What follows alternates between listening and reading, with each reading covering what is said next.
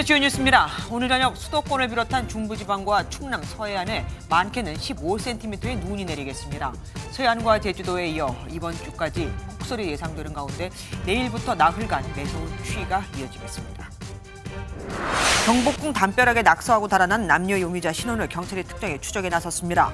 문화재청은 복원을 위해 추위 속에 구슬땀을 흘리고 있는데 복원 비용 수천만 원을 범인들에게 청구할 방침입니다. 민주당 전당대회 돈봉투 사건의 정점으로 지목된 송영길 전 대표가 어젯밤 구속됐습니다. 법원은 범죄 혐의가 소명되고 송 전 대표가 증거인멸을 시도한 정황도 보인다고 지적했습니다. 추미애 법무장관 시절인 지난 2020년 윤석열 당시 검찰총장에게 내려진 징계가 절차적 이유로 위법했으니 취소돼야 한다는 법원 판단이 나왔습니다. 윤석열 대통령의 변호인은 법치주의가 견고히 지켜진 판결이라고 밝혔습니다.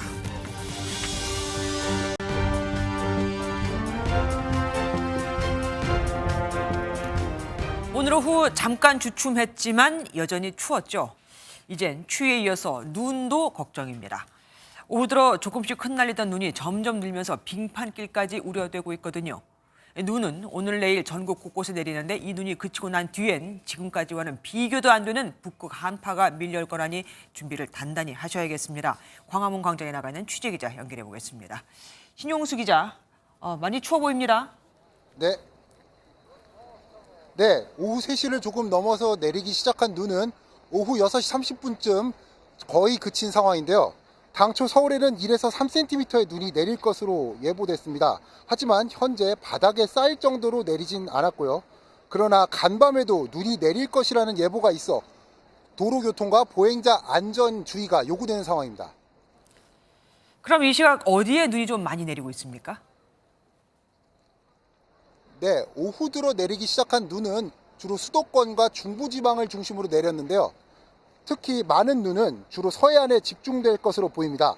내일까지 전북은 최대 15cm 이상, 충남 서해안과 제주 산간에는 10cm 이상의 많은 눈이 예보됐습니다. 대다수 지역의 눈은 내일 오전이면 그치겠지만 서해안과 제주도는 주 후반까지 폭설이 쏟아지겠습니다. 눈은 20일 아침에 대부분 그치겠지만 이후 해기차에 의한 눈구름이 만들어지면서 충청권과 전라권, 제주도 등 서쪽 지역은 21일까지도 많은 눈이 또 내일 낮부터는 눈에 이어 다시 북극 한파와 강풍이 찾아듭니다.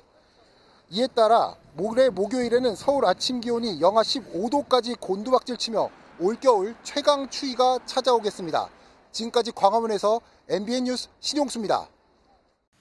하지만 매서운 추위와 눈발이 반가운 곳도 있습니다. 강원도 인제 용대리 황태마을에서는 평년보다 이른 명태 덕걸이를 시작했다고 하거든요. 찬바람 속에 얼었다 녹았다를 수없이 반복할 황태 덕장에 장진철 기자가 다녀왔습니다. 설악산 자락에서 내려부는 매서운 찬바람이 가득 찬 강원도 인제군 용대리. 굵은 통나무마다 큰 눈에 회색빛을 띠는 생선인 명태가 빼곡히 걸려 있습니다. 입김이 푹푹 뿜어져 나오는 영하 10도의 한파가 무색하게 작업자들은 땀으로 흠뻑 젖었습니다. 추운 거 견디면서 고기 이쁘게 나오는 거 보면은 또 뿌듯하고요. 또 날씨가 추워야 저희는 좋은 거죠. 우리나라 황태의 70%인 2천만 마리가 생산되는 인제 용대리에서 첫 덕거리가 시작됐습니다. 이렇게 명태를 거는 것만으로 끝나는 게 아닙니다. 눈이 오면 눈을 치워줘야 하고 바람이 잘 통하도록 솎아줘야지만 품질 좋은 황태로 거듭나게 됩니다. 앞으로 100일 동안 설악산의 칼바람과 폭설을 이겨내야만 황금빛을 품고 식탁에 오를 수 있습니다. 바람 잘 불고 날씨 춥고 눈 잘 오고 모든 조건이 잘 갖춰져 있어서 아마 그래서 또 전국적인 용대리 황태가 되지 않나 그런 생각이 듭니다. 학수고대하던 동장군을 만난 인제 용대리 황태마을은 그 어느 때보다 활기가 넘칩니다. MBN 뉴스 장진철입니다. 지난 주말 경복궁 담벼락에 낙서를 하고 달아난 용의자들을 경찰이 나흘째 쫓고 있습니다. 이미 신원은 특정을 했고 수사망을 좁혀가고 있는 중이거든요. 어제 경찰이 자수한 모방범은 뉴스를 보고 대단해 보여서 범행을 저질렀다고 진술했다고 합니다. 장동건 기자가 보도합니다. 지난 16일 새벽 경복궁 영추문 일대 담장에 스프레이로 낙서를 한 남성과 여성은 범행 직후 택시를 타고 달아났습니다. 경찰은 주변 CCTV 등을 토대로 도주 경로와 추가 행적을 파악해 이들의 신원을 사실상 특정했습니다. 또 압수수색 영장을 발부받아 택시 승하차 기록과 결제 내역 등을 확인한 것으로 알려졌습니다. 경찰은 용의자들의 신병을 확보하는 대로 범행 동기와 구체적인 경위 등을 조사할 예정입니다. 이들의 낙서 내용이 정부 단속으로 서비스가 종료됐던 불법 영상 공유 사이트와 관련이 있는 것으로 보이는 만큼 범행에 배후가 있는지도 확인할 방침입니다. 경찰은 경복궁 담장을 2차로 훼손한 뒤 어제 자수한 20대 피의자를 조사한 결과 1차 범죄에 자극을 받은 전형적인 모방 범죄로 보고 있습니다. 혹시 이번 사건이 이렇게 주목받을 줄 예상하셨나요? 낙서의 내용이 특정 가수와 연관된 사실에 대해서는 평소 해당 가수의 팬이었지만 별다른 의미 없이 낙서를 했다는 취지로 진술한 것으로 알려졌습니다. 경찰은 추가로 일어날 수 있는 모방 범죄를 막기 위해 주요 문화재를 대상으로 순찰 인력을 강화시켰습니다. MBN 뉴스 장동건입니다. 경복궁 돌담이 낙서는 물이나 세제로 쉽게 지우는 게 아닙니다. 복원하려면 색이 입혀진 부분을 살짝 벗겨내기도 해야 하는데 이 추위 속에 손이 얼어붙을 정도로 시리겠죠. 뿐만 아니라 기기가 자꾸 얼어붙어 녹여가면서 작업을 해야 합니다. 피부과 레이저 시술처럼 색을 벗겨내는 장비도 빌려왔지만 이건 한 대당 하루 대여료가 150만 원씩. 낙서는 금방이지만 복원은 돈도 시간도 무섭게 많이 들어갑니다. 복원 현장에 김문영 기자가 다녀왔습니다. 빨간 물감의 스프레이 낙서가 레이저로 태우자 서서히 사라져갑니다. 색이 빠르게 흡수된 부분은 정이나 작은 끌로 표면을 하나하나 세심하게 긁어냅니다. 강추위 탓에 낙서로 훼손된 경복궁 담장 복원 작업에 레이저와 망치, 솔 등을 활용한 물리적인 방법만 동원되고 있습니다. 석재가 동파될 가능성 때문에 약품으로 색을 빼고 증기로 중화하는 화학적인 방법인 스팀 세척이 어렵게 된 겁니다. 급소문은 스프레이 물감이 깊게 파고드는 흡착을 막는 일입니다. 문화재청은 단기간에 복원하기 위해 외부에서 장비 3대를 추가로 대여해 왔습니다. 활용 가능한 장비가 제한된 만큼 복원 속도가 늦춰질까 염려한 전문가들은 추위에 어는 장비를 녹여가며 교대 근무를 서고 있습니다. 기온이 낮으면서 또 이제 어는 문제가 생겨서 저희가 이제 열풍기나 이런 것들로 그 컴프레서를 녹여가면서 작업을 해야 되는 어려움이 있습니다. 1분도 안 걸린 낙서 때문에 장비를 민간에서 빌리는 비용만 하루에 대당 150만 원이 듭니다. 문화재청이 훼손 행위자에 대해 원상복구 비용 청구를 검토하는 가운데 법에 따라 문화재를 훼손하면 5년 이하의 징역 또는 5천만 원 이하의 벌금에 처할 수 있습니다. MBN 뉴스 김문영입니다.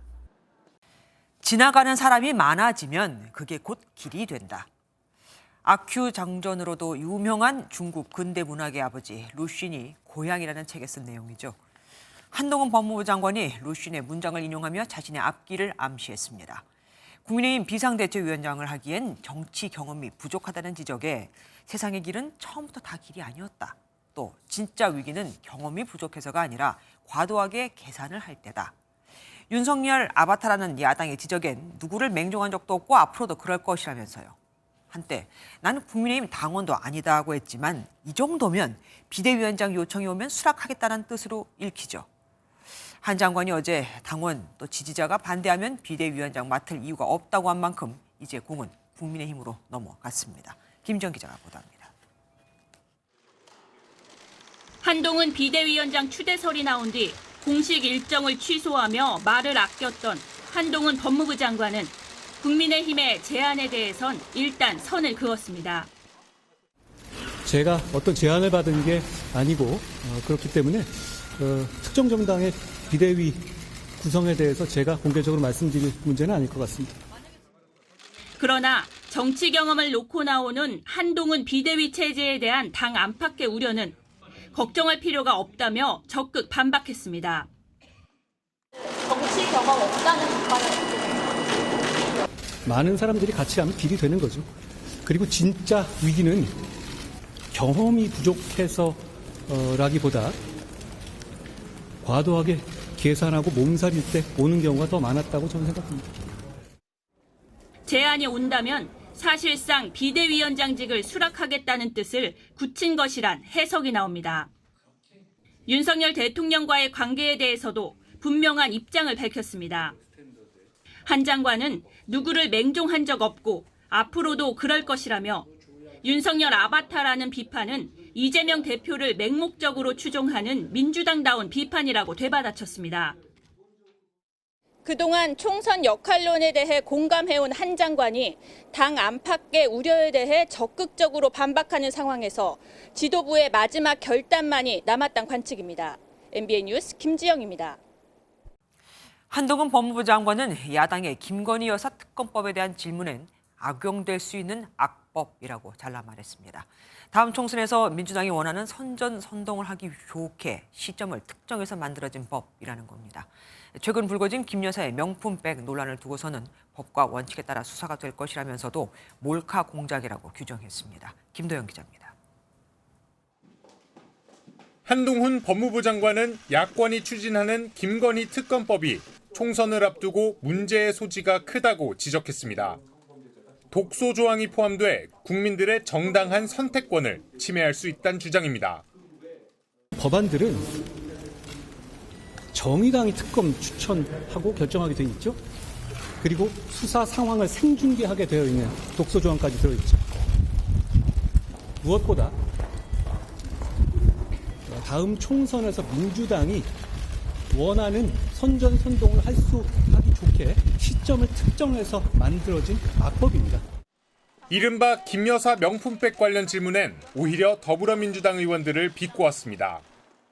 김건희 여사 명품백 수수 의혹에 대해서 언론에서 아까 물어보셨잖아요. 민주당이 저한테 꼭 그러고 물어보라고 시키고 다닌다고 그러던데요. 민주당이야말로 자기들이 이재명 대표 옹호하는데 바쁘니까 저도 그럴 것 같다고 생각하는데요. 한 장관은 이 사건은 기본적으로 몰카 공작이라면서 법과 원칙에 따라 수사가 진행될 것이란 원론적 입장을 밝혔습니다. 더불어민주당은 명품백 논란의 본질은 인사청탁 의혹이라며 인사청탁이 이뤄졌는지 밝히는 게 도리라고 압박했습니다. MBN 뉴스 김도형입니다. 신당 창당에 속도를 내던 이낙연 전 더불어민주당 대표의 말이 미묘하게 달라졌습니다. 신당 창당을 공식화한 적 없다. 조건부이긴 하지만 이재명 대표와 이야기할 수 있다고 했거든요. 당내 반발로 숨고르기에 나섰다는 분석이 나오는데 이재명 대표는 지금 김부겸, 정세균 전 총리들과 만나면서 이낙연 고립작전을 펴고 있죠. 과연 이재명 대표가 이낙연 전 대표에게 손을 내밀까요? 이병주 기자입니다. 이낙연 전 대표는 이재명 대표 체제 민주당의 혁신을 주장하며 신당 창당의 뜻을 밝혀왔습니다. 새해 새로운 기대를 국민들께 드릴 수 있다면 좋겠다. 이렇게 생각합니다. 내년 총선에서 1당이 되겠다는 욕심을 드러내기도 했습니다. 그런데 창당 날짜까지 거론될 정도로 기정사실화하자 제동에 나섰습니다. 우선 공식화라는 건 과장된 해석이고요. 15일은 저도 처음 듣는 날짜입니다. 창당을 기정사실화한 질문들이라며 예정됐던 인터뷰도 취소했는데 이 전 대표가 당 안팎 창당 반대 압박에 생각을 바꾼 게 아니냐는 추측이 나왔습니다. 이 전 대표 측은 이런 주장에 선을 그었습니다. 이재명 대표 사퇴를 전제로 한 통합 비대위 수용 등 당이 획기적으로 변화한다면 얼마든지 대화할 수 있다는 건 일관된 입장이라는 설명입니다. 이런 가운데 안철수 의원은 새로운 민주당을 만들기 쉽지 않다며 여당에 합류해달라고 공개 요청했습니다. 이낙연 전 대표는 당 변화의 시한을 이달 말까지로 못 박은 가운데 이재명 대표가 내일 김부겸 전 총리와 만남 이후 파격적인 혁신책 등을 내놓을지 관심입니다. MBN 뉴스 이병주입니다. 더불어민주당에선 공천 부적격자가 속속 공개되면서 당사자들의 반발이 이어지고 있습니다. 우연의 일치인지 모르겠지만 연이어 공천에서 부적격 판정을 받은 인사들이 다 비명계, 그리고 그 지역엔 친명계 현역이나 친명계 후보가 떡하니 자리하고 있었거든요. 납득이 어려운 이유로 경쟁자를 제거하고 있다 이건데 비명계 의원들은 공천 학살이 시작됐다면서 목소리를 높였습니다. 장명훈 기자입니다. 22대 총선 출마를 준비하던 김윤식 전 시흥시장과 최성 전 고양시장은 하루 전 당으로부터 문자 한 통을 받았습니다. 당 검증위원회 심사 결과 부적격 후보로 판정됐다는 내용입니다. 김 전 시장은 지난 총선 때 공천 효력정지 가처분 신청을 한 걸 공천 불복이라고 봤고 최 전 시장은 재임 시절 협력에 불응했다는 게 사유였습니다. 당사자들은 어불성설이라며 반발했습니다. 같이 경선 준비를 했던 변호사 그분이 저보다 먼저 가처분 신청을 했었거든요. 근데 그분은 이번에 2차 공고 때 적격 후보로 공고가 떴고 공교롭게 두 사람이 도전장을 낸 곳은 각각 친명계 조정식 사무총장과 한준호 의원의 지역구라는 점도 계파 갈등을 부추기고 있습니다. 이거는 반명 비명을 향한 공천학살의 시작 아닌가. 저 같은 경우는 이낙연 총리와 가깝게 또 지내고 또 여러 가지 그분의 노선을 지지해 왔기 때문에. 비명계에서도 지원 사격에 나섰습니다. 원칙과 상식 의원들은 검증위의 친명 검증이 시작되고 있다며 책임자 사퇴를 압박했습니다. 그러자 민주당은 두 신청자의 부적격 사유를 공개하며 규정에 따른 것이라고 반박했습니다. 공천 첫 단계에서부터 불공정 논란이 이어지면서 공천을 둘러싼 잡음이 그 어느 때보다 커질 수 있다는 우려가 나옵니다. MBN 뉴스 장명훈입니다. 구속만큼은 막아낼 자신이 있다고 했지만 이른바 민주당 돈봉투 의혹의 정점으로 지목된 송영길 전 민주당 대표는 결국 구속됐습니다. 법원은 송 전 대표가 돈봉투를 뿌리는 데 관여했고 무엇보다 사용하던 휴대폰을 폐기하고 차명폰을 사용한 것을 중요하게 봤습니다. 증거를 인멸할 가능성이 있다고 본 거죠. 우정환 기자입니다. 법원이 송영길 전 더불어민주당 대표 구속영장을 발부했습니다. 당대표 경선 당시 돈봉투를 뿌리는 데 관여한 점이 소명됐다는 이유입니다. 검찰은 송 전 대표가 지난 2021년 경선 당시 돈봉투 20개에 담긴 6천만 원을 윤관석 의원에게 줬다고 봤습니다. 송 전 대표는 자신이 관여한 바 없다고 주장해왔지만 이른바 이정근 녹음 파일에는 송 전 대표의 관여 가능성이 언급됐습니다. 영길이 형 그러더라고. 그래서 안 그래도 내가 조금 저 처리해줬어. 더 열심히 하라고 그래서.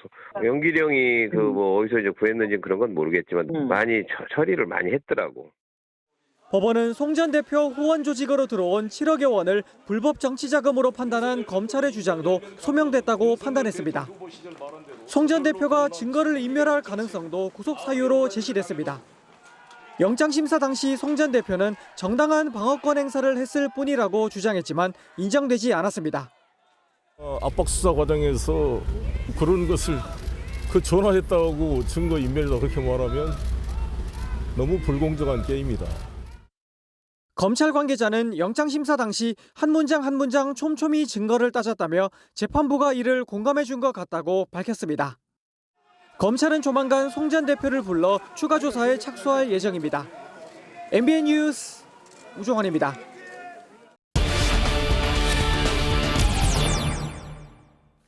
송영길 전 대표 구속, 법조팀 선한빛 기자와 뉴스 추적해 보겠습니다. 어서 오십시오.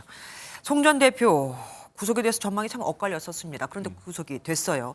결정적인 이유가 뭘까요? 증거인멸에 대한 우려, 바로 이 부분이 가장 결정적이었습니다. 네.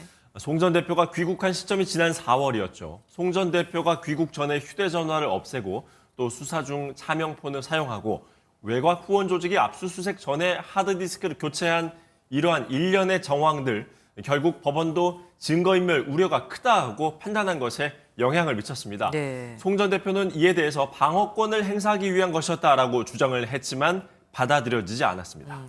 관련돼서 다른 인물들이 줄줄이 구속된 것도 혹시 영향을 주지 않았을까요? 예, 그렇습니다. 앞서 먼저 수사를 받았던 핵심 관계자들 줄줄이 구속됐었습니다. 강내구청 감사, 박용수 전 보좌관, 그리고 윤관석 의원까지 구속이 되면서 이 사건의 정점에 있는 송 전 대표가 구속을 피하기는 어려울 것이라는 분석이 있어 왔습니다. 윤관석 의원에게 검찰이 징역 5년을 구형했고요. 네. 윤 의원이 당시 잘못이 있었다라고 인정을 하고 있는 점 등은 송 전 대표에겐 매우 불리한 상황이다라고 봐야겠습니다. 야당 전현직 대표에 대한 구속영장 발부를 같은 판사가 했습니다. 그렇습니다. 예, 결정을 했는데 한 명은 기각, 한 명은 발부. 예. 어떻게 달랐을까요? 서울중앙지방법원의 유창훈 판사 이야기인데요. 과거 이재명 대표의 영장을 기각시키면서는 약 900자에 달하는 그런 긴 설명문을 그랬었어요. 남겼었죠.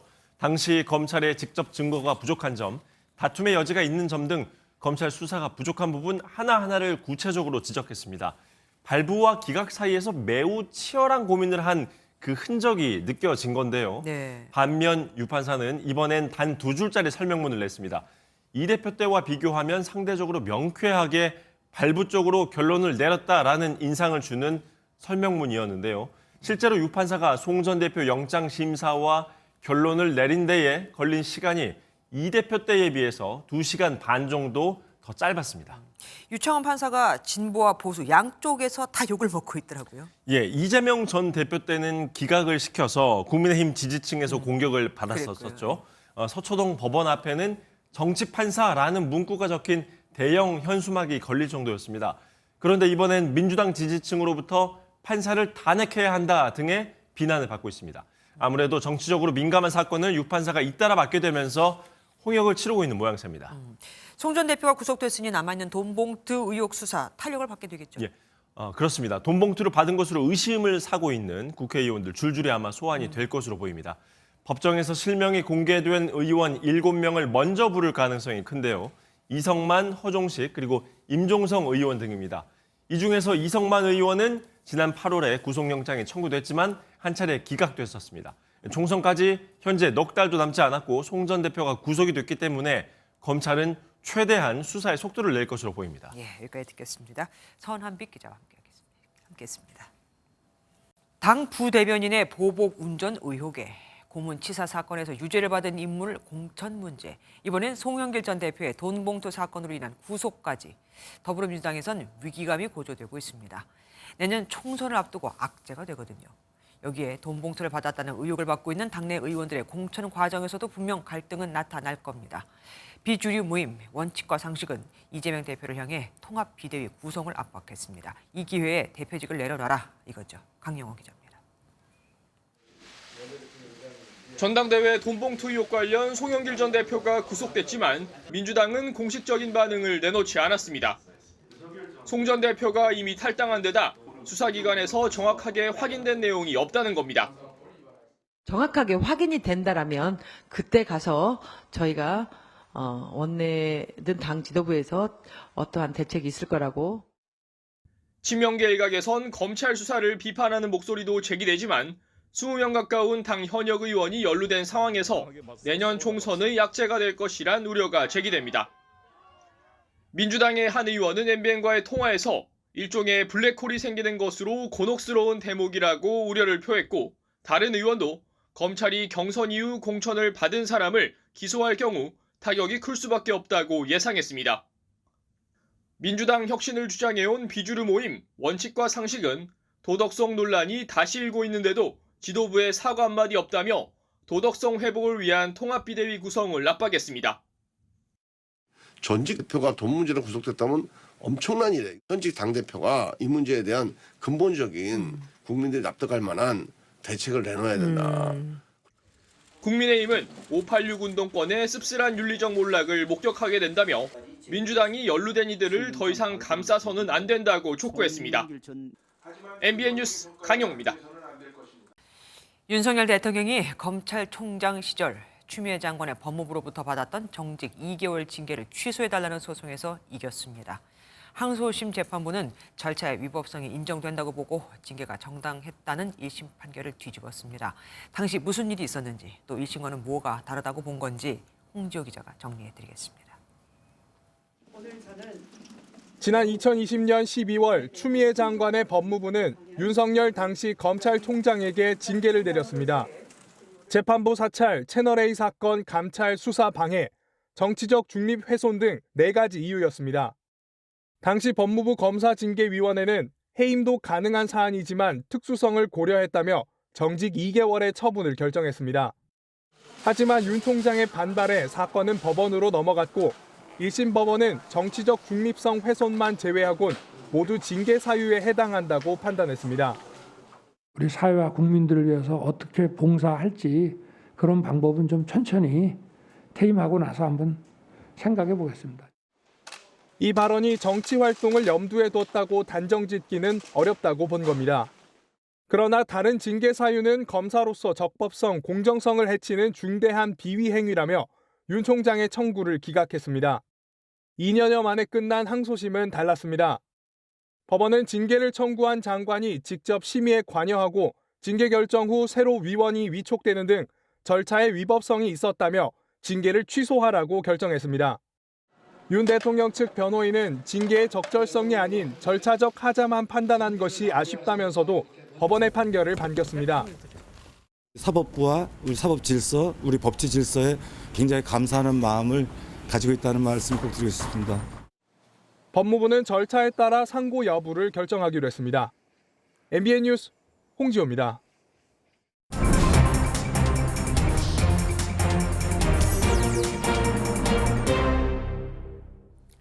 정치 톡톡 시간입니다. 이호정 기자와 함께합니다. 어서 오십시오. 첫 번째 보겠습니다. 패소할 결심 누가 한 말입니까? 예, 추미애 전 법무부 장관이 지금의 법무부 장관 한동훈 장관에게 한 말입니다. 윤석열 당시 검찰총장에게 이 정직 2개월 징계를 강행한 당사자가 바로 추 전 장관이죠. 그렇죠. 검찰 사무에 관한 최고 감독자인 법무부 장관으로서 검찰총장이 직무를 수행하는 것이 더 이상 용납될 수 없다고 판단하여 금일 검찰총장에 대하여 징계를 청구하고 이 징계가 위법하다는 2심 판결이 나오자 한 장관이 이끄는 지금의 법무부가 패소할 결심을 하고 재판에 임한 것 아니냐며 비판에 나선 겁니다. 추 전 장관 SNS에 재판 쇼도 잘한다며 패소할 결심에 시나리오, 연출, 연기 마치느라 수고하셨고 이 정치 무대로 이동할 일만 남았다며 한 장관을 저격했습니다. 그러니까 법무부가 애초에 이길 생각이 없었다. 일부러 졌다 이 얘기네요. 예, 민주당에서도 오늘 같은 지적을 했습니다. 이 법무부가 항소심에서 1심 승소를 이끈 변호사 3명을 해임하고 정부 법무공단 변호인을 대리인으로 임명했는데요. 민주당 박주민 의원은 재판부가 대리인에게 잘 좀 하라는 지적을 하기도 했다며 법무부가 지겠다고 작정한 것 아니냐 이렇게 의심스럽다고 했습니다. 한 장관 오늘 답변을 했는데요. 직접 들어보시죠. 그거는 사법부를 모욕하는 발언이다. 억지로 알면서도 그런 모른 척 하든가 아니면 판결 내용을 안 읽어보았든가 또 아니면 그 둘 다라고 생각합니다. 상고 여부를 묻는 질문엔 절차에 따라 진행하겠다는 원론적 입장만 밝혔습니다. 한동훈 장관의 입당 시기가 빨라지는 듯합니다. 예, 그래서인지 오늘 한 장관이 출석한 법사위에서 오늘이 마지막 상임이냐 이런 질문까지 나왔습니다. 그럴 수 있겠네요. 그 현장으로 가보시죠. 거치와 관련돼서 지금 이야기가 많이 나오잖아요. 그래서 여기서 오늘이 말씀하실 마지막 내용은 아닌 것 상임이신가 아니면 다음 주가 마지막 상임이신가 궁금해하는데 그냥 의원님 혼자 궁금해하시면 될 것 같아요. 네. 왜 좀 물어보면 안 됩니까? 이제 장관님께서 이제 아까 답변하시고 약속하시고 한 것들이 많은데 좀 잘 챙겨야 되지 않느냐 이런 차원에서 이제 한번 국민적 우려가 있다. 예, 한 장관 본인의 거취는 상임위에서 답변할 문제가 아니라며 말을 아꼈는데요. 민주당 박용진 의원은 장관 거취는 알아서 판단할 일인데 이 문제로 법무부가 동력을 잃는 일은 없어야 한다고 꼬집었습니다. 그리고 올해 우리 경제 성적표가 나왔습니다. 경제협력개발기구. 여기에서 2위를 했어요? 예, 지난 17일 영국의 주간지 이코노미스트가 보도를 했는데요. 지난해 10월부터 올해 9월까지 인플레이션, 고용, 주식시장 성과 등을 종합해 이 성적을 냈는데 OECD 35개 나라 가운데 그리스에 이어 한국이 2위를 차지했습니다. 와. 오늘 국무회의를 주재한 윤석열 대통령, 이 복합 위기 속에서도 국민이 고통을 참고 노력한 결과라고 말했습니다. 건전 재정 기조 하에 민간 주도 시장 중심의 경제를 복원하기 위해 노력한 것에 대한 평가라고 생각됩니다. 윤 대통령 총선을 앞둔 상황에서 건전 재정을 강조했는데요. 전국 상공회의소 회장단과 만난 자리에서는 과도한 정치와 이념이 경제를 지배하지 못하도록 확실히 막겠다고 강조했습니다. 예, 하지만 국민들이 체감할 수 있는 성과도 중요하지 않겠습니까? 지금까지 이호정 기자와 함께했습니다. 고맙습니다. 음주운전과 폭행 전과 등으로 숱한 비판을 받은 강도형 해양수산부 장관 후보자가 인사청문회에서 연신 고개를 숙였습니다. 민주당의 날선 검증에 이어 국민의힘까지 가세하자 강 후보자는 젊은 시절 하지 말았어야 할 부분에 대해 사과드린다고 밝혔습니다. 이승훈 기자가 보도합니다. 강도영 해양수산부 장관 후보자에 대한 인사청문회에서 야당은 처음부터 날을 세웠습니다. 음주운전과 폭력전과 등 청문회 이전부터 제기된 여러 의혹들을 문제 삼으며 공세를 이어갔습니다. 음주운전이 다음 날 아침 숙취 상태에서 운전을 하다가 적발되었다 이렇게. 위장 전입과 부당 소득 공제 신청, 자기 논문 표절과 재산 신고 누락, 부적격이다 이렇게 판단이. 강 후보자는 2004년 음주운전으로 150만 원의 벌금 처분을 받은 데 이어 1999년에는 폭력으로 30만 원의 벌금을 받았습니다. 정책 역량을 검증하는 데 주력한 국민의힘도 음주운전 문제에 대해서는 정확한 설명을 요구했습니다. 이 음주운전에 언론에 그렇게 보도되고 이것이 이슈화 될 거라고 생각을 하셨으면 미리 숙제하고 해명을 해야 되는 거 아닌가? 강 후보자는 야당에 이어 여당까지 비판을 이어가자 음주운전과 폭력 문제에 대해서는 다시 사과했습니다. 다만 한국해양과학기술원 재직 시절 법인카드를 사적으로 500만 원 넘게 썼다는 의혹은 부인했습니다. 제가 그 젊은 시절에 하지 말았어야 할 부분에 대한 거는 국민 여러분께 우선 제가 사과를 드리고. 강 후보자의 사과에도 인사청문회 과정에서 각종 의혹이 불거지면서 청문 보고서 채택에는 적지 않은 난항이 예상됩니다. MBN 뉴스 이승훈입니다. 윤석열 대통령은 오늘 국가정보원장 후보자의 조태용 국가안보실장을, 외교부 장관 후보자의 조태열 전 주유엔 대사를 각각 지명했습니다. 김대기 대통령실 비서실장은 조태용 후보자가 외교부 1차관과 주미대사 등을 거치며 대미 관계와 대북 안보 문제에 정통하다고, 조태열 후보자는 통상교섭조정관 등을 지낸 경제통상 전문가로 다양한 외교 현안을 해결할 적임자라고 밝혔습니다. 북한이 어제 고체연료 대륙간 탄도미사일 화성 18형을 발사하는 장소에 김정은 위원장은 물론 이번에도 딸 김주애가 함께했다고 밝혔습니다. 북한은 이들이 눈 덮인 논밭에서 발사하는 장면을 참관한 사진을 공개하며 발사가 성공적이었다고 자평도 했죠. 김 위원장은 워싱턴이 잘못된 결심을 하면 어떤 대응을 할지 준비가 돼 있다고 했는데 이번 도발이 미국을 의식한 것, 겨냥한 것이라는 걸 드러낸 겁니다. 김재 기자가 보도합니다. 대륙간 탄도미사일 ICBM 화성 18형을 올린 이동식 발사차가 도로 위를 움직이며 터널 밖을 나옵니다. 눈 덮인 도로 위를 벗어나 울퉁불퉁한 논밭 인근에 차가 멈춘 뒤 발사대가 위로 올라가고 미사일이 하늘로 솟아오릅니다. 발사 현장에는 김정은과 밝은 색상의 모피 코트를 입은 딸 김주애가 상황을 함께 지켜봤습니다. 앞서 우리 군이 발표한 대로 북한은 고체연료 ICBM 화성 18형 발사가 최대 6,518km까지 상승했고 1,002km를 비행해 탄착에 성공했다고 설명했습니다.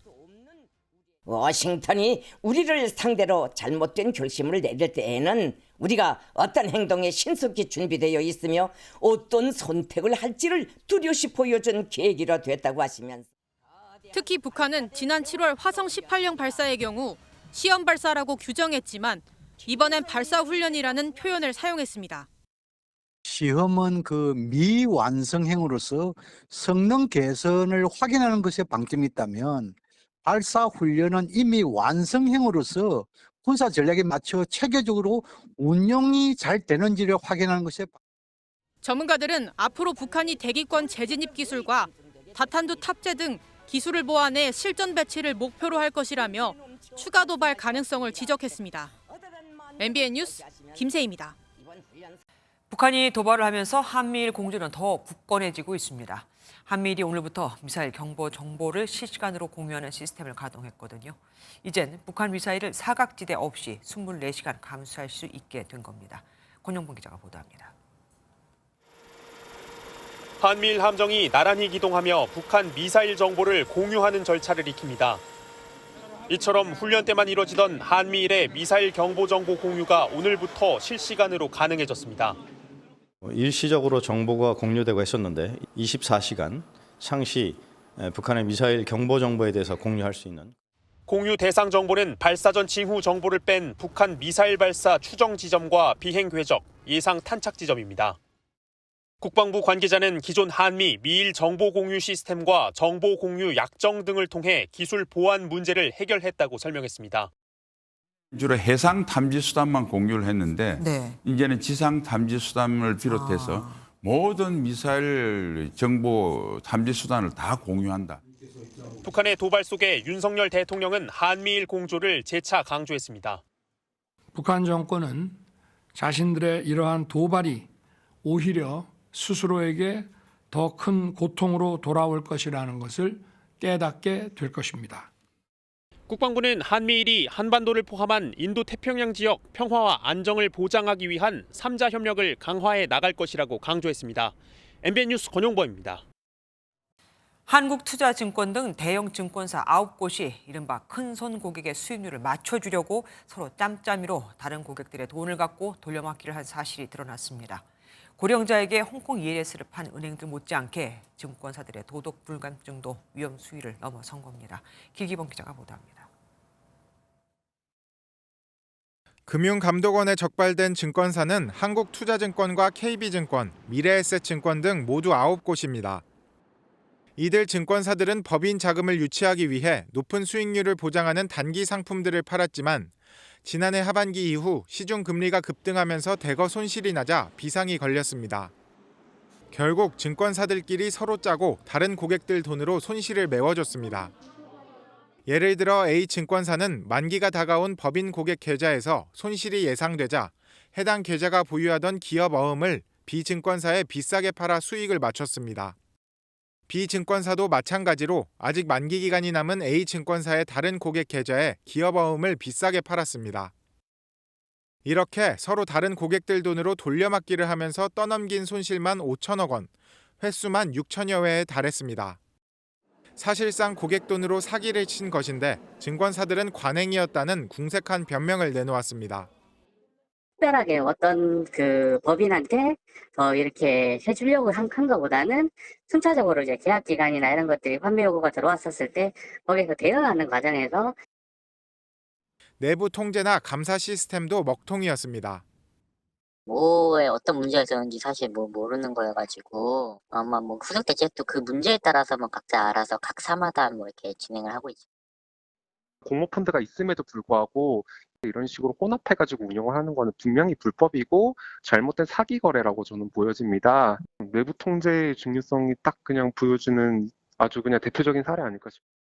금감원은 각 증권사에서 거래를 도맡은 30여 명을 수사 당국에 넘길 계획입니다. MBN 뉴스 길기범입니다. 요즘도 이렇게 간 큰 사람이 있나요? 학생들에게 여자가 임신하면 쓸모없다고 말한 교수가 있습니다. 문제는 이뿐만이 아니었죠. 문화재청이 산하국립대학 교수에 대한 조사에 착수했습니다. 이규영 기자입니다. 여자는 임신하면 쓸모없다. 대학원생들은 임신 순서를 정해라. 4년제 국립특수대학인 한국전통문화대학교 학생들이 부적절한 언행을 한 A 교수를 처벌해달라며 상급기관인 문화재청에 탄원서를 제출했습니다. 해당 교수는 휴학하려는 학생에게는 처절하게 밟아주겠다. 자신의 강의에 나쁜 평가를 한 학생들에겐 직접 불이익이 가게 하겠다. 교수의 권력을 보여주겠다고 협박한 것으로 알려졌습니다. 일부 학생들에는 왜 이렇게 살이 쪘냐며 외모 비하까지 한 것으로 조사됐습니다. 수년간 학생들을 자신의 집으로 불러 책장과 작업실 청소를 시켰다는 주장도 제기됐습니다. 문화재청은 해당 교수에 대한 조사에 착수한 상태라고 밝혔습니다. 탄원서 접수됐고 일단 시작을 해서 아직 결과가 나오진 않았네요. A 교수가 별다른 입장을 밝히지 않은 가운데 학교 측은 조사 결과에 따라 필요한 조치를 취하겠다고 알렸습니다. MBN 뉴스 이규현입니다. 지난 여름 신림역과 서현역에서 흉기 난동이 벌어진 후 온라인에 범죄 예고글을 올리는 게 한동안 유행처럼 번졌었죠. 잠잠해지나 싶었는데 이번엔 크리스마스에 칼부림을 하겠다는 글이 또 올라왔습니다. 과거에 장난 전화를 했다면 이제는 온라인에 장난글을 올리는 식으로 범행 수법이 바뀐 건데 이런 문제 인물들 그러나 제대로 처벌을 못합니다. 규정이 모호하거든요. 이를 손대라고 언론이 부릴 듯 일었었지만 아직도 국회에서 관련 법안은 잠을 자고 있습니다. 박혜빈 기자가 취재했습니다. 지난 17일 밤 인터넷 커뮤니티에 범행을 암시하는 글이 올라왔습니다. 글은 이내 사라졌지만 사건을 인지한 경찰은 용의자를 쫓고 있습니다. 올여름 서울 신림역과 성남 서현역 흉기난동 사건을 기억하는 시민들은 비슷한 일이 또 일어날까 봐 노심초사입니다. 공포심도 많이 들고 아무래도 저는 좀 서울에 혼자 살다 보니까 한참 살인 예고글이 올라왔을 때는 밖에 사람 많은 데는 안 나가려고 조금 주의했던 것 같아요.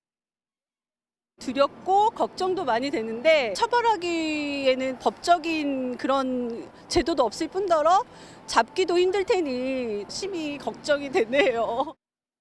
경찰은 범행 예고글이 올라올 때마다 경찰력을 최대한 동원해 경계를 강화하고 글 작성자도 추적하지만 범행을 막는 데는 한계에 부딪히게 됩니다. 그래서 장난쳐하는 것 때문에 그럼 경찰 인력과 자원이 허비가 된다는 얘기고 치안 서비스를 필요로 하는 시민들에게 제대로 된 대응을 하지 못함으로써 글 작성자를 잡는다고 해도 솜방망이 처벌에 그치곤 합니다. 지난 8월부터 10월까지 3달간 살인 예고를 올렸다는 혐의로 300명 넘게 경찰에 붙잡혔습니다. 그러나 처벌 규정이 모호하다는 이유로 재판에 넘어가도 집행유예를 받는 경우가 많습니다. 불특정 다수를 향한 범행 예고를 엄하게 처벌하자는 공중협박죄가 발의됐지만 여야의 정쟁에 밀려 논의는 번번이 미뤄지고 있습니다. MBN 뉴스 박혜빈입니다. 돈을 받고 산업 폐기물을 치워주겠다고 하고서는 땅에 묻거나 멋대로 버린 업체가 무더기로 적발됐습니다. 재활용하기로 한 폐기물을 상습적으로 태웠으면서도 단속반엔 처음 있는 일이라고 둘러댔죠. 사업장 폐기물을 땅에 묻거나 불법으로 처리하면 최대 7년형을 받거나 벌금 7천만 원을 물 수 있습니다. 그런데 이렇게 해서 수억 원을 번 업체도 있습니다. 그럼 걸려도 손해나는 장사가 아니겠죠. 윤기란 기자가 보도합니다. 굴착기로 땅을 팠더니 시커먼 흙이 쏟아져 나옵니다. 한 폐기물 수집 업체가 폐수 찌꺼기를 농지 2곳에다 몰래 묻은 건데 단속 하루에만 351톤이 적발됐습니다. 업체의 창고에선 아직 처리하지 못한 폐기물 70톤도 발견됐는데 고객사에는 잘 처리했다고 속이고 3천만 원을 챙겼습니다.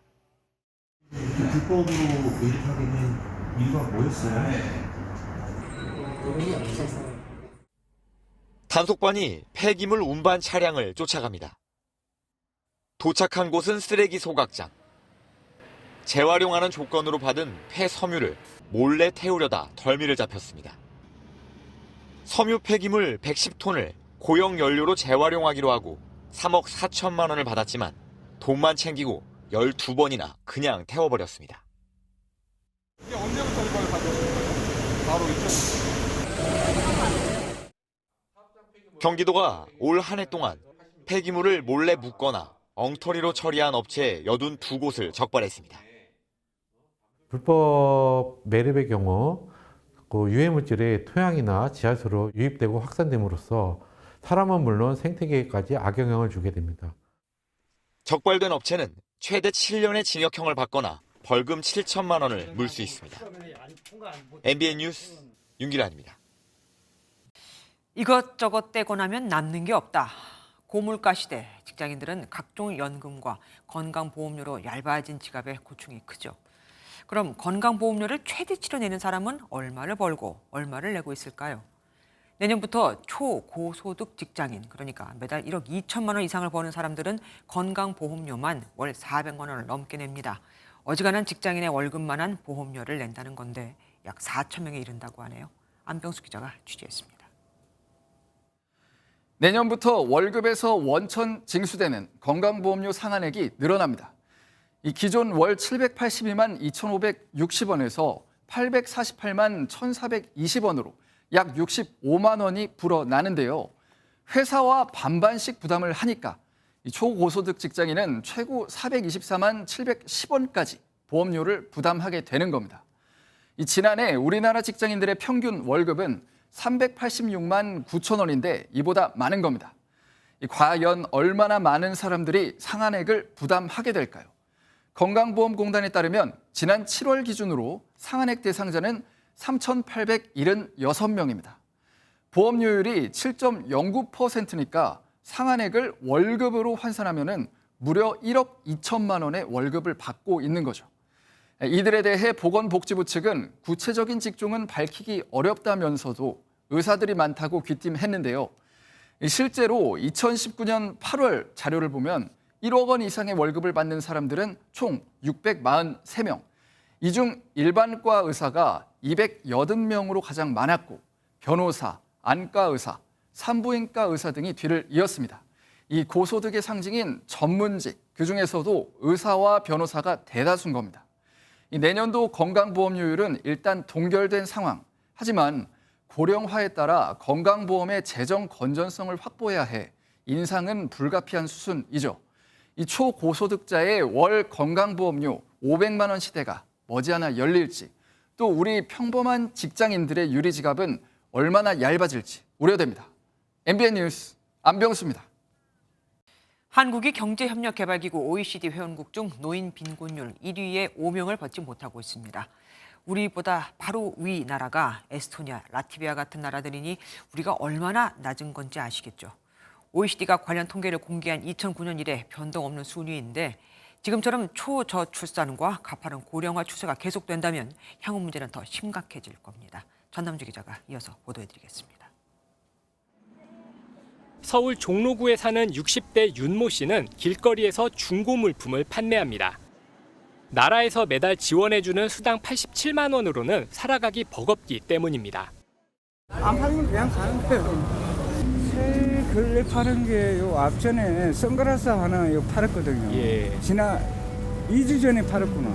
월세는 여기는 25만 원 이렇게. 70살을 바라보는 이모 씨는 경제적 부담 때문에 친구들과의 모임까지 줄였습니다. 시장을 다니다가 안 다니니까 생활하는데 문제지 뭐. 그걸 뭐 많이 줄어드는 거죠. 우리나라의 노인 빈곤율이 올해에도 경제협력개발기구 OECD 회원국 가운데 1위라는 오명을 벗어나지 못했습니다. 66살 이상의 소득 빈곤율은 40.4%로 OECD 회원국 평균 14.2%보다 3배 가까이 높았고 미국과 일본 등 주요국의 2배 수준이었습니다. 노인 빈곤율은 나이가 많아질수록 더 심각했는데 76살 이상은 2명 중 1명 이상이 빈곤층에 속했습니다.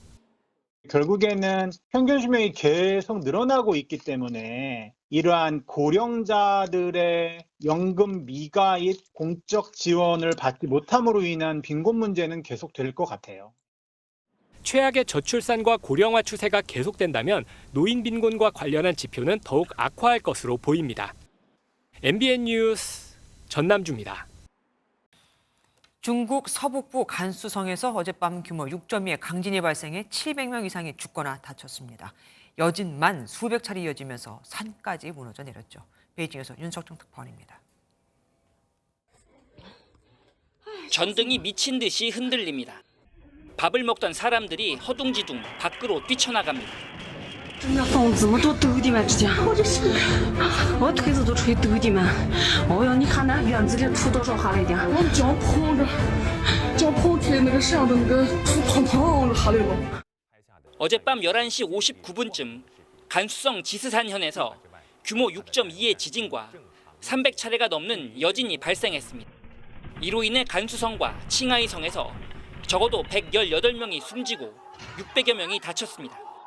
我看到我家人们看，这边的房子全部倒塌了，这个楼房全部倒了。 또 주택과 전기 등 기반 시설 파손이 심각해 혹한의 날씨로 인한 2차 피해도 우려되고 있습니다. 我们将充分调动全省医疗卫生资源，全力组织开展伤员救治、心理疏导、卫生防疫、水质检测和宣传引导教育。 우리 교민 피해는 없는 것으로 전해졌습니다. 간수성 강진 후 9시간 정도가 지난 오늘 오전 9시 46분쯤 신장 자치구 아투스시에서도 규모 5.5의 지진이 발생했습니다. 이 지역은 지난달에도 규모 5.4의 지진이 발생하는 곳입니다. 중국에서는 올해 들어서만 규모 5.0 이상 지진이 총 12번 발생했으며 이 중 8번이 신장과 간수 등 서부 지역에 집중됐습니다. 베이징에서 MBN 뉴스 윤석정입니다. 교황청이 동성 커플에게도 사제가 축복을 내릴 수 있게 했습니다. 정규 미사나 예배 중에는 안 된다고 했지만 동성애를 배척했던 가톨릭 교회의 전통을 뒤집은 역사적인 결정입니다. 이규옥 기자가 보도합니다. 동성 커플이라도 앞으로는 원하면 가톨릭 사제로부터 축복을 받을 수 있다는 내용을 담은 교황청의 교리 선언문이 발표됐습니다. 프란치스코 교황이 최종 승인한 것으로 교황청은 하느님의 도움을 구하려는 모든 상황에 처한 이를 방해하거나 막아선 안 된다고 설명했습니다. Amplía el término bendición, porque a veces pensábamos que solamente se bendecía a la gente que estaba pura, perfecta, en la que todo estaba bien, incluso sano, y ahora se entiende la bendición. 하지만 동성끼리의 결혼을 인정하지 않는다는 기존 교리는 유지했고 미사 등 공식적 행사에서의 축복은 안 된다는 점을 분명히 했습니다. 프란치스코 교황은 지난 2013년 선출된 이후 성소수자를 배척하지 않는 방안을 마련하기 위해 노력해왔습니다. Le persone di tendenze omosessuali sono figli di Dio. Dio li vuole bene. Dio li accompagna. 성소수자 단체들은 동성애를 배척했던 가톨릭 교회 전통을 뒤집은 역사적 결정이라고 평가하고 있습니다. I think this is a good step on the road to equality for our community in the church. 반면 교회 가르침에 정면으로 충돌한다는 보수 가톨릭계의 비판과 반발에 부딪힐 거란 전망도 나오고 있습니다. 우리나라 천주교계는 이번 교리 선언에 대해 전국의 주교들이 모여 논의하는 자리를 가질 예정이라고 밝혔습니다. MBN 뉴스 이규옥입니다. 3년 임기의 차기 회장직 선출을 앞둔 곳이죠. 포스코그룹의 지주회사인 포스코홀딩스가 현직 CEO에게 주어진 연임 특혜 조항을 폐지하기로 했습니다. 이런 상황에서 최정호 현 회장이 연임에 나설지도 관심인데 오히려 최 회장이 연임을 하게 된다면 명분이 있으니 더 낫다는 말도 나옵니다. 최근 최 회장이 3억 원어치 자사주를 사들인 걸로 알려졌는데 연임 의지를 드러낸 거 아니냐는 해석이 나옵니다. 보도에 한범수 기자입니다.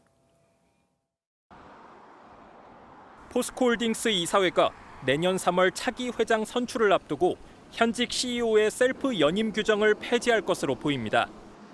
현직 CEO가 연임에 도전할 때 경쟁 절차 없이 우선 심사를 받았던 규정을 없앤다는 겁니다. 경영의 연속성을 보장하는 차원의 규정이지만 그동안 현직 CEO에게 특혜를 준다는 지적이 끊이지 않아왔습니다.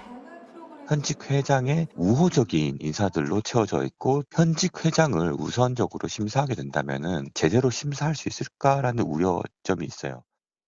관심은 최정우 현 회장의 3연임 도전 여부입니다. 셀프 연임이 없어지면 다른 후보와 동등하게 경쟁해야 해 현직 회장의 특혜는 사라지지만 차기 경쟁에서 결코 불리하지 않다는 평가입니다. 2차 전지 소재 분야로 사업을 확장하는 등 임기 동안 뚜렷한 실적을 보여줬다는 평가가 지배적이기 때문입니다. 포스코에서 신기술을 개발 많이 했잖아요. 포스코 그룹 전체가 그 덕분에 많이 그 주가도 올라갔고 파지티브한 그런 영향은 많이 미쳤다고. 최 회장이 다른 후보들과 공정하게 경쟁해 연임에 성공할 경우 정당성을 확보할 수 있다는 장점도 있습니다. 최 회장이 최근 3억 원어치 자사주를 취득한 건 연임 도전을 기정사실화하는 것 아니냐는 분석입니다. 다만 전 정부에서 선출된 회장이라는 점이 걸림돌이란 시각도 있는데 최 회장의 연임 도전 여부는 조만간 결정될 것으로 보입니다. MBN 뉴스 한범수입니다. 정부가 카카오와 네이버 등 공룡 플랫폼들에 대해 칼을 빼들었습니다. 이들 기업을 지배적 사업자로 사전에 지정해서 불공정 행위를 원천 봉쇄하기로 한 겁니다. 반면 과도한 규제라는 업계 반발도 예상이 됩니다. 이승민 기자가 보도합니다. 택시 호출 시장에서 점유율 90% 이상의 독점적 지위를 가진 카카오티. 압도적인 점유율을 앞세워 배차 알고리즘을 조작해 카카오 가맹 택시를 우대하다가 논란이 됐습니다. 카카오 아니면 그래도 또 딴 건 할 게 없으니까 할 수 없이 그냥 하는 거 힘들어도. 온라인 쇼핑 검색 시장에서 70% 이상을 점유한 네이버 역시 자사 쇼핑몰에 대한 우대 의혹이 끊임없이 제기되고 있습니다. 과징금 부과 등 사후 제재로는 효과를 거두기 어렵다고 판단한 정부는 선제 규제라는 강수를 꺼내들었습니다. 공정거래위원회가 추진하는 플랫폼 경쟁 촉진법은 독과점 플랫폼 사업자를 사전에 지정하고 지배적 지위 남용을 벌이지 않도록 감시를 강화하는 것을 골자로 합니다. 이처럼 지속적으로 제기된 독과점 폐해를 사전에 차단하겠다는 것이 이번 입법 추진의 핵심입니다. 자사 우대와 멀티호밍 제한 등 빈번하게 나타나는 반칙 행위에 대해 신속하게 대응하겠다는 취지입니다. 독과점 플랫폼의 편법적인 지배력 확장을 차단하고 스타트업 등 다른 플랫폼들이 마음껏 경쟁하는 시장 환경을 조성할 수 있습니다. 하지만 업계 반발이 이어지는 데다 법안을 둘러싸고 여야 간 이견도 있어 실제 입법이 되기까지는 진통이 적지 않을 전망입니다. MBN 뉴스 이승민입니다. 국가보훈부가 LG U+를 비롯해 국가를 위해 헌신한 단체 5곳과 개인 1명을 선정, 제24회 보훈문화상 수상자를 선정했습니다. 보훈문화상은 지난 2000년부터 국가유공자와 보훈문화 확산을 위해 노력한 이들을 기리기 위한 상으로 국가보훈부와 매일경제가 공동으로 주최하고 있습니다. 스포츠 뉴스입니다. 대한체육회가 정신력 강화 차원에서 국가대표 선수들에게 해병대 훈련을 받게 했습니다. 80년대로 돌아간 것 같다는 비판도 나왔지만 선수들은 결의를 다질 수 있는 시간이었다고 말했습니다. 이상주 기자입니다.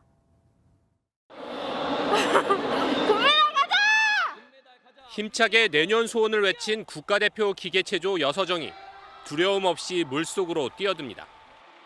근대 오종과 유도 등 강한 훈련으로 단련된 선수들이지만 낯선 수중 훈련은 또 다른 용기가 필요합니다.